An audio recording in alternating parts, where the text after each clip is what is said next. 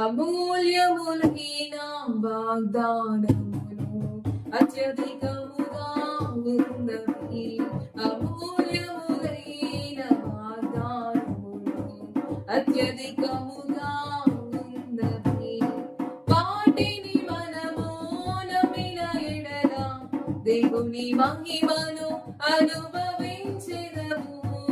వాటిని మనము నమ్మిన ఎడల దేవుని మహిమను అనుభవించెదము. హల్లెలూయా యెహోవా రాఫా, హల్లెలూయా యెహోవా షమ్మా, హల్లెలూయా యెహోవా ఈరే, హల్లెలూయా యెహోవా షాలోమ్, హల్లెలూయా యెహోవా రాఫా, హల్లెలూయా యెహోవా షమ్మా, హల్లెలూయా యెహోవా ఈరే, హల్లెలూయా